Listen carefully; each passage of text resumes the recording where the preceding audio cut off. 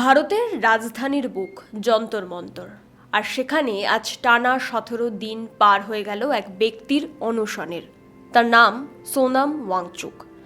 লাদাখের বরফ গলা জল বাঁচানো থেকে শুরু করে ভারতের শিক্ষা ব্যবস্থার পরিকাঠামো বদলে দেওয়ার লড়াইয়ে যিনি বারবার সামনের সারিতে। কিন্তু এবার লড়াইটা শুধু লাদাখের ষষ্ঠ তপশিল বা পরিবেশ রক্ষার নয়, এবার লড়াইটা দেশের কোটি কোটি ছাত্রছাত্রীদের ভবিষ্যতের। আর এই লড়াইয়ে সোনাম ওয়াংচুক পাশে এসে দাঁড়িয়েছে এক অদ্ভুত, নজিরবিহীন এবং সোশ্যাল মিডিয়া কাঁপানো ছাত্র আন্দোলনের, যার নেপথ্যে রয়েছে ককরোচ জনতা পার্টি বা সিজেপি। নিট দুর্নীতিতে প্রাণ হারিয়েছে প্রায় 11-12 জন ছাত্রছাত্রী। সেই সঙ্গে একাধিক সরকারি পরীক্ষার প্রশ্ন ফাঁস এবং দেশের ছাত্রছাত্রীদের ভবিষ্যতের জন্য লড়াই করছে এই ককরোচরা। হ্যাঁ, ঠিক শুনছেন, ককরোচ বা আরশোলা। যে নামটা সাধারণত ব্যঙ্গাত্মক শোনায়, সেটাই আজ দেশের শিক্ষা ব্যবস্থার অনিয়ম, দুর্নীতি এবং খোদ কেন্দ্রীয় শিক্ষামন্ত্রী ধর্মেন্দ্র প্রধানের পদত্যাগের দাবিতে এক বিশাল গণ আন্দোলনের রূপ নিয়েছে। ভাই এটা মডেল না, খাতা। আর কত ফটোগ্রাফি করবি? চুপ কর, সামনে মাধ্যমিক, নোট জোগাড় করে পড়তে হবে। কবে পড়বি ভাই? গ্যালারি তো নোটের লাইব্রেরি আর স্টোরেজে পিডিএফ এর ছড়াছড়ি। ধুর, কোনটা পড়বো কোনটা ছাড়বো কিছুই তো বুঝতে পারছি না। আরে তাহলে মৌলিক লাইব্রেরির বই পড়। ওদের সম্রাট এক্সক্লুসিভ সাজেশন বইগুলোতে পাবি সমস্ত গুরুত্বপূর্ণ এমসিকিউ, এসএকিউ ও বড় প্রশ্ন একেবারে উত্তর সহ। কমন পাবো তো? টপারদের জিজ্ঞেস কর। সম্রাট এক্সক্লুসিভ সাজেশন মাধ্যমিক, ভালো রেজাল্টের পাসওয়ার্ড। নমস্কার, স্পষ্ট কথায় কষ্ট কি এর নতুন একটা এপিসোডে আপনাদের স্বাগত। আপনাদের সঙ্গে রয়েছে আমি ঋষিতা। কে এই সোনাম ওয়াংচুক এবং কেন তিনি এই বয়সে এসেও নিজের শরীরকে ক্রমশ মৃত্যুর দিকে ঠেলে দিচ্ছেন? मेरे अनशन के 13वें दिन के खात्मे पर मैं कल की तरह ऊर्जा नहीं महसूस कर रहा हूँ, थोड़ा थका महसूस कर रहा हूँ। আর কি বা এই ককরোচ জনতা পার্টি কিভাবে একটা অনলাইন মিম থেকে তৈরি হওয়া ট্রোল আইডিয়া আজ দিল্লির রাজপথে সরকারের মাথা ব্যথার কারণ হয়ে উঠল? এবং সবচেয়ে বড় প্রশ্ন, ভারতের 2026 সালের রাজনৈতিক প্রেক্ষাপটে এই যুব আন্দোলন ও অনশন কতটা বড় প্রভাব ফেলতে চলেছে? এটা কি শুধু একটা ক্ষণস্থায়ী বিক্ষোভ, নাকি ভারতীয় রাজনীতিতে এক নতুন অধ্যায়ের সূচনা? প্রথমেই আসবো সোনাম ওয়াংচুকের প্রসঙ্গে। অনেকেই তাকে চেনেন বলিউডের 3 ইডিয়টস সিনেমার র্যাঞ্চো বা ফুংসুক ওয়াংডু চরিত্রটির আসল অনুপ্রেরণা হিসাবে। কিন্তু সোনাম ওয়াংচুকের পরিচয় শুধু এই একটা সিনেমার চরিত্রে আবদ্ধ নয়। তিনি একজন সুপরিচিত মেকানিক্যাল ইঞ্জিনিয়ার, শিক্ষাবিদ এবং পরিবেশ কর্মী। লাদাখের মতো শুষ্ক দুর্গম অঞ্চলে, যেখানে চাষের জলের তীব্র অভাব, সেখানে তিনি আবিষ্কার করেন আইস স্তূপ, যা কৃত্রিম হিমবাহ তৈরি করে শীতকালের জলকে ধরে রাখে এবং বসন্তে চাষের কাজে সাহায্য করে। এই অসামান্য কাজের জন্য তিনি বিশ্বখ্যাত রামন ম্যাগসাইসাই পুরস্কারে ভূষিতও হন। লাদাখে তিনি গড়ে তুলেছেন SECMOL, students educational and cultural movement of Ladakh, যা প্রথাগত মুখস্থবিদ্যার বাইরে গিয়ে প্র্যাকটিক্যাল ও পরিবেশ বান্ধব শিক্ষার আলো ছড়াচ্ছে। কিন্তু এমন একজন মানুষ কেন আজ দিল্লির যন্তর মন্তরে অনশন করছেন? এর পিছনে দুটো কারণ রয়েছে। প্রথমত, সাম্প্রতিক সময়ে দেশের একের পর এক জাতীয় স্তরের প্রতিযোগিতামূলক পরীক্ষায় যে অনিয়ম, প্রশ্ন ফাঁস এবং দুর্নীতির অভিযোগ উঠছে, তাতে দেশের কোটি কোটি শিক্ষার্থীর ভবিষ্যৎ আজ অন্ধকারের মুখে। সোনাম ওয়াংচুক মনে করেন যে শিক্ষা ব্যবস্থার এই পচন রুখতে না পারলে দেশের মেরুদণ্ড কিন্তু ভেঙে পড়বে। আর দ্বিতীয়ত, এর পাশাপাশি লাদাখের যে ভঙ্গুর পরিবেশ রক্ষা এবং সেখানে একটি গণতান্ত্রিক কাঠামো বা ষষ্ঠ তপশিলের মর্যাদা দেওয়ার দাবি তো রয়েছে। 18 দিন অনশনের ফলে সোনাম ওয়াংচুকের ওজন প্রায় 8.5 কেজি কমে গেছে, রক্তচাপ, ব্লাড সুগার আশঙ্কাজনকভাবে নেমে গেছে। চিকিৎসকেরা বারবার তাকে সতর্ক করছেন, কিন্তু যন্তর মন্তর থেকে তার স্পষ্ট বার্তা। मैं बिल्कुल कोई गांधी नहीं हूँ ये कहना चाहता था, न कोई हीरो हूँ। मैं आम नागरिक हूँ जिसने शायद यही फ़र्क हो कि अपने ज़िम्मेदारियों से मुंह नहीं मोड़ा और आगे कदम बढ़ाया उसे निभाने के लिए।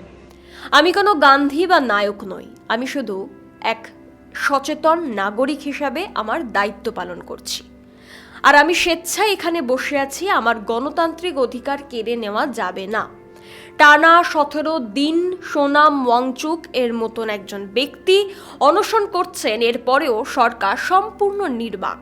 উপরন্তু শাসক দলের নেতারা এই আন্দোলনকে অ্যান্টি ন্যাশনাল বলে দাগিয়ে দিচ্ছেন। ভাবুন একবার। এবার আসি এই আন্দোলনের সবচেয়ে চমকপ্রদ এবং আধুনিক যে অংশ, ককরোচ জনতা পার্টি বা সিজেপি। এই ককরোচ জনতা পার্টি তারা নিজেদেরকে একটি বিশেষণে বর্ণনা করেন, সেটা হলো a political front of the youth, by the youth, for the youth, secular, socialist, democratic and lazy. অর্থাৎ ভারতের ইতিহাসে এর আগে কোনো আন্দোলন এত দ্রুত এই ডিজিটাল প্ল্যাটফর্মকে ব্যবহার করে গণ আন্দোলনের রূপ নেয়নি। আর এই ডিজিটাল শক্তি যখন দিল্লির যন্তর মন্তরে সশরীরে এসে হাজির হলো এবং শিক্ষামন্ত্রী ধর্মেন্দ্র প্রধানের পদত্যাগের দাবিতে টানা অবস্থান বিক্ষোভ শুরু করলো, তখনই এই আন্দোলনের গভীরতা বুঝতে পারে মূলধারার রাজনৈতিক দলগুলো। গত 28শে জুন এই ছাত্র আন্দোলনের মঞ্চে এসে যোগ দেন সোনাম ওয়াংচুক। তিনি নিজেকে অনারারি ককরোচ বা সম্মানীয় সদস্য হিসাবে ঘোষণা করেন এবং আমরণ অনশনে বসেন। আজ ককরোচ জনতা পার্টির এই বিক্ষোভের 25 দিন এবং সোনাম ওয়াংচুকের যে অনশন তা 17 দিনে পদার্পণ করল। এখনও এখানে যে মূল প্রশ্ন সেটা হলো, দেশের শিক্ষামন্ত্রীর বিরুদ্ধে সোনাম ওয়াংচুক এবং এই ককরোচ জনতা পার্টির আন্দোলন ভারতীয় রাজনীতিতে কতটা প্রভাব ফেলবে? এটা কি শুধুই একটা সাময়িক আলোড়ন, নাকি কোনো বড় পরিবর্তনের ইঙ্গিত? বিভিন্ন বিশ্লেষকদের মতে এই আন্দোলন ভারতীয় রাজনীতিতে কতগুলো সমীকরণকে বদলে দিচ্ছে। ঐতিহ্যগতভাবে ভারতের রাজনৈতিক আন্দোলন মানেই ছিল বড় দলের ব্যানার, বিপুল অর্থায়ন, লাউড স্পিকার আর বাস ভর্তি করে আনা লোক। একে বলে কালেকটিভ অ্যাকশন। কিন্তু ককরোচ জনতা পার্টি প্রমাণ করল কানেকটিভ অ্যাকশনের ক্ষমতা। এখানে কোনো প্রথাগত হাইকমান্ড নেই। এখানে অস্ত্র হলো মিম, এআই জেনারেটেড পোস্টার এবং হ্যাশট্যাগ। জেনজি প্রজন্ম যারা সাধারণত রাজনীতি থেকে দূরে থাকে, তারা এই ডিজিটাল আইডেন্টিটির মাধ্যমে সরাসরি রাজপথে নেমে এসেছে। এটি আগামী দিনে ভারতের নির্বাচনী প্রচার এবং প্রতিবাদের ভাষা চিরতলে বদলে দিতে পারে। বিরোধী দলগুলির জন্য নতুন অস্ত্র এবং সরকারের ওপর চাপ সৃষ্টি করছে এবং এই আন্দোলনটি সম্পূর্ণ অরাজনৈতিক এবং যুব সমাজ দ্বারা পরিচালিত হওয়ার ফলে সরকারকে সরাসরি রাজনৈতিক উদ্দেশ্য প্রণোদিত বলে তকমাও দিতে পারছে না। সোনাম ওয়াংচুকের মতন একজন জাতীয় স্তরের সম্মানিত ব্যক্তি যখন ছাত্রদের পাশে বসেন, তখন আন্দোলনের নৈতিক গ্রহণযোগ্যতাও বহু গুণ বেড়ে যায়। এর ফলে বিরোধী দলগুলো সংসদে বা সংসদের বাইরে শিক্ষাক্ষেত্রে দুর্নীতির ইস্যুতে সরকারকে কোণঠাসা করার জন্য বিপুল মাইলেজ পাচ্ছে। খোদ শিক্ষামন্ত্রীর পদত্যাগের দাবি যেভাবে প্রতিনিয়ত জাতীয় ইস্যুতে পরিণত হচ্ছে, তাতে সরকার কিন্তু ব্যাকফুটে যেতে বাধ্য হচ্ছে। তৃতীয়ত, যুব ভোট ব্যাংকের মেরুকরণ ভারতে বেকারত্ব এবং শিক্ষা ব্যবস্থার অব্যবস্থা এখন সবচেয়ে বড় জ্বলন্ত সমস্যা হয়ে দাঁড়িয়েছে। 2026 সালের এই আন্দোলনের পর দেশের তরুণ ভোটারদের মধ্যে একটি অলিখিত ঐক্য তৈরি হচ্ছে। ককরোচ জনতা পার্টি কোনো রেজিস্টার্ড দল না হয়েও যেভাবে তারা যুব সমাজকে একত্রিত করছে এবং তা আগামী দিনে বিধানসভা বা লোকসভা নির্বাচনগুলোতে যুব ভোট ব্যাংকের সিদ্ধান্ত নির্ধারণে বড় অনুঘটক হিসাবে কাজ করতে পারে, এখানে একটা মস্ত বড় প্রশ্নচিহ্ন রয়েই যায়। সোনাম ওয়াংচুকের মতন একজন ব্যক্তি, আন্তর্জাতিক স্তরে সম্মানিত এক ব্যক্তি, আজ 17 দিন ধরে অনশনে দেশের কোটি কোটি ছাত্রছাত্রীর ভবিষ্যৎ নিয়ে তৈরি হওয়া এই ককরোচ জনতা পার্টির আন্দোলন আজ 25 দিনে পা দিল। তা সত্ত্বেও দেশের যে সমস্ত বড় বড় মূলধারার টেলিভিশন চ্যানেল বা মেন স্ট্রিম মিডিয়া রয়েছে, তারা কেন এই আন্দোলনকে কভার করছে না? কেন তারা এই খবরকে সম্পূর্ণরূপে চেপে যাচ্ছে? আপনারা যদি গত 2-3 সপ্তাহের এই প্রাইম টাইম টেলিভিশন নিউজ চ্যানেলগুলো দেখেন, তবে দেখবেন সেখানে এই যুব আন্দোলন বা সোনাম ওয়াংচুকের ভেঙে পড়া স্বাস্থ্য নিয়ে প্রায় কোনো প্রতিবেদন নেই। এর কারণ আমাদের প্রত্যেকেরই জানা। মূলধারার এই সমস্ত টেলিভিশন চ্যানেলগুলোর বড় অংশই সরকারের অস্বস্তিকর ইস্যুগুলোকে এড়িয়ে যেতেই পছন্দ করে। শিক্ষা ব্যবস্থার দুর্নীতি এবং খোদ শিক্ষামন্ত্রীর পদত্যাগের দাবিকে যদি প্রাইম টাইমে দেখায়, তা যে সরকারের ভাবমূর্তিকে বড়সড় ধাক্কা দেবে, সেটা এই চ্যানেলগুলো ভালো করেই জানে।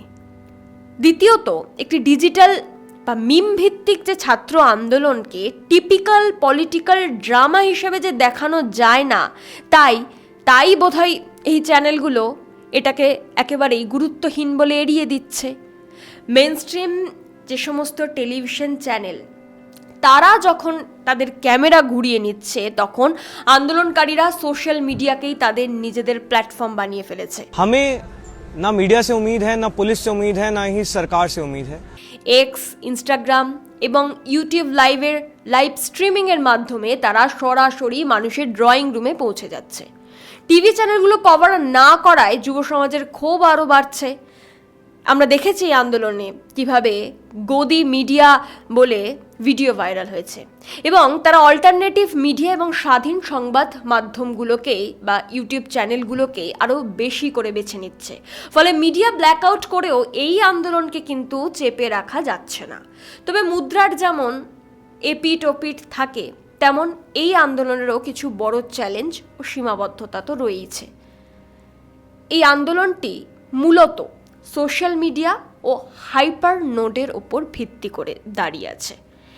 কোনো সুনির্দিষ্ট সাংগঠনিক কাঠামো বা দীর্ঘমেয়াদী পরিকল্পনা না থাকলে শুধু আবেগের ওপর ভর করে কতদিন দিল্লির রাজপথে টিকে থাকা সম্ভব, তা নিয়ে তো প্রশ্নচিহ্ন রয়েছে। সোনাম ওয়াংচুকের শারীরিক অবস্থা যেভাবে দ্রুত অবনতি হচ্ছে, তাতে যদি সরকার অবিলম্বে কোনো সদর্থক পদক্ষেপ না করে, তবে পরিস্থিতি কিন্তু চরম রূপ নিতে পারে। ইতিমধ্যেই আপনারা দেখেছেন যে সিজেপি আগামী 20শে জুলাই সংসদ অভিযানের ডাক দিয়েছে। ছাত্র ও অভিভাবকদের এই মিছিল, যদি কোনো অপ্রীতিকর ঘটনা ঘটে এই মিছিলে, তবে তা আন্দোলনের গতিপথ কিন্তু বদলে দিতে পারে। ইন্টারনেটের ট্রেন্ড যে খুব দ্রুত পরিবর্তিত হয়, আজ যা ট্রেন্ডিং কাল তা হারিয়ে যেতে পারে। তাই এই অনলাইন জনসমর্থনকে কিভাবে একটি স্থায়ী এবং অর্থপূর্ণ সংস্কারের আন্দোলনে টিকিয়ে রাখা যায়, সেটাই এখন অভিজিৎ দীপকে এবং সোনাম ওয়াংচুকের সবচেয়ে বড় পরীক্ষা। সোনাম ওয়াংচুকের 17 দিনের অনশন এবং ককরোচ জনতা পার্টির এই আন্দোলন ভারতকে একটা নতুন সত্যের মুখোমুখি দাঁড় করিয়েছে। সত্যটা হলো, দেশের যুব সমাজকে আর অবহেলা করা যাবে না। তাদের অলস বা আরশোলা বলে উড়িয়েও দেওয়া যাবে না। যখন জল মাথার ওপর দিয়ে যায়, তখন এই ডিজিটাল প্রজন্মই ঘরের কোণ ছেড়ে দিল্লির যন্তর মন্তরে এসে নিজেদের অধিকার বুঝে নিচ্ছে। সরকার লাদাখের গণতান্ত্রিক কাঠামো নিয়ে কিছুটা সুর নরম করলেও এই শিক্ষা ব্যবস্থার মূল দুর্নীতি এবং শিক্ষামন্ত্রীর পদত্যাগের বিষয়ে এখনও কোনো চূড়ান্ত সিদ্ধান্ত নেয়নি। এই বিষয়ে কোনো পোস্ট বা বার্তাও দেননি। তবে একথা স্পষ্ট, ভারতীয় রাজনীতিতে ইতিহাসে 2026 সালের এই ককরোচ আন্দোলন যুব শক্তির এক নতুন প্রতীক হয়ে লেখা থাকবে। আপনাদের কি মনে হয়, সোনাম ওয়াংচুক এবং এই তরুণদের আন্দোলন কি পারবে ভারতের শিক্ষা ব্যবস্থায় স্বচ্ছতা ফিরিয়ে আনতে? শিক্ষামন্ত্রীর কি পদত্যাগ করা উচিত? ধর্মেন্দ্র প্রধানের কি পদত্যাগ করা উচিত? আপনাদের কি মনে হয় অবশ্যই কমেন্ট করে জানাবেন। দেখা হবে পরের ভিডিওতে।